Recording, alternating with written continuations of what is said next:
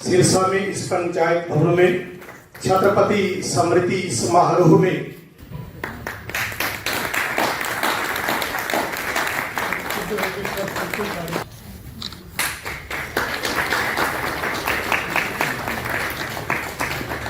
अगर पत्रकार ऐसे करेंगे तो हमारे देश का लोकतंत्र कमज़ोर हो जाएगा। हमारे देश का जो पत्रकार है वो, आप डरिए मत। एक माहौल बन गया कुछ सालों से कि लोग डरे हुए हैं। मैं अत्यंत गर्वित बोध कर रहा हूँ कि आज हमें सिरसा में बुलाया गया और ये सम्मान मेरे को दिया। मैं समझता हूँ आज भारतवर्ष में जैसे शहीद रामचंद्र छत्रपति है, हज़ारों लाखों पत्रकारिता अगर होता तो हमारे देश में आज लोकतंत्र जो खतरे में है वो नहीं होता। आज अत्यंत दुख के साथ मेरे को कहना पड़ेगा, मैं 47 साल पत्रकारिता कर रहा हूँ, कि ज़्यादा से ज़्यादा पत्रकार अपना काम भूल गया।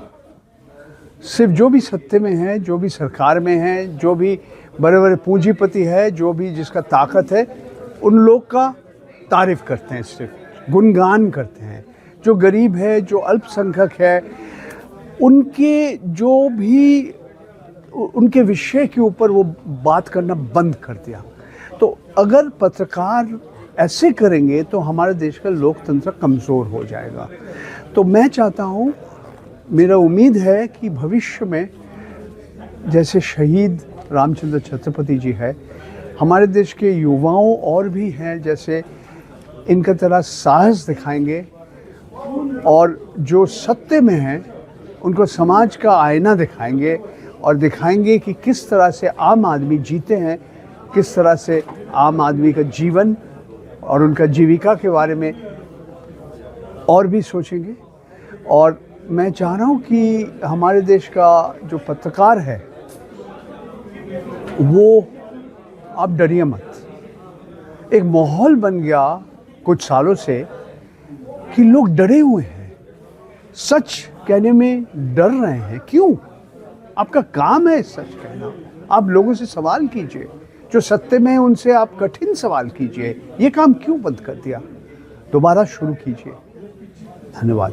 Thank you. एक आपने डॉक्यूमेंट्री की बात की है छत्रपति सर, हाँ। तो क्या अच्छा, मैं देखिए आज अंशुल जी का बात सुन के मेरा लगा कि हाँ, अंग्रेज़ी में किताब आए हैं। मैं चाहता हूँ हिंदी में भी एक ऐसा किताब आना चाहिए और पंजाबी में भी आना चाहिए, और भारतवर्ष का अलग अलग जगह और विश्व का अलग अलग जगह में लोगों को जानकारी देना चाहिए कि इस तरह से ये घटना हुआ और किस तरह से इनका परिवार, इनका बेटा 22 साल से लड़ रहे हैं और जिसके खिलाफ ये सारे आरोप लगाया, किस तरह से वो कारागार से निकल जाते हैं, पैरोल मिलता है, फरलो बनता है।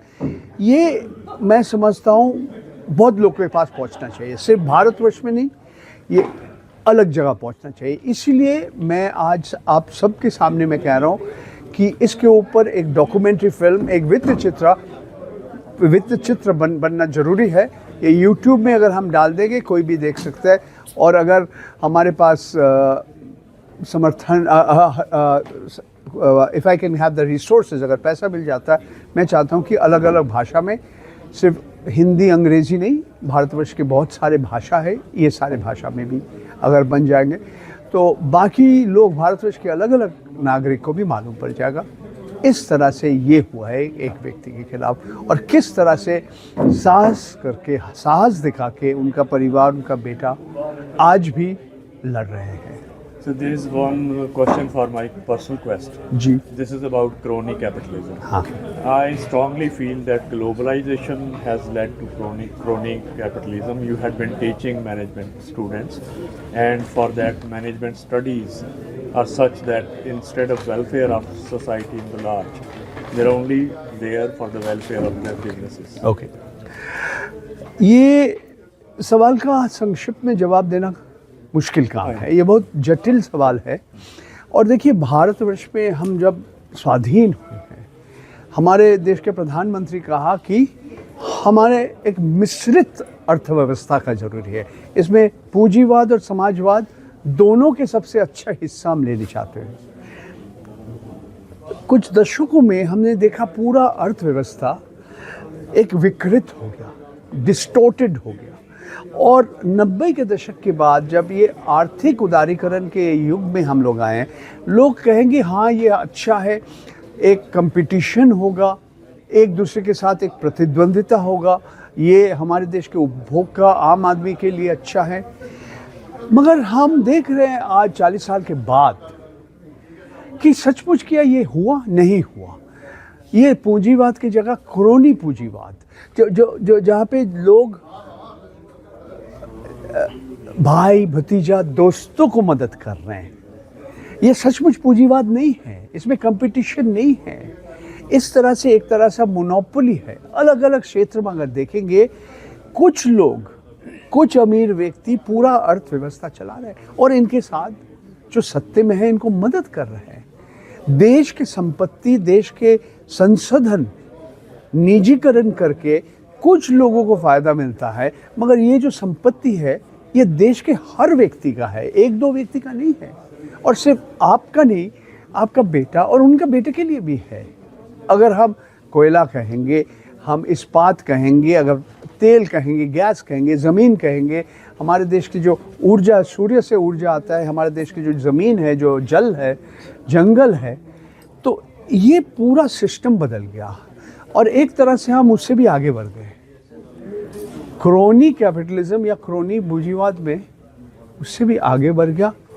जो सत्य में है और जो पूंजीपति है, दोनों एक हो गया। सीधा बोल देता हूँ इसको, आज नरेंद्र मोदी और गौतम अडानी नहीं है। आप अगर कहेंगे इनके बारे में, कहिए मोडानी, ये पूरा आपको कहानी बता देंगे।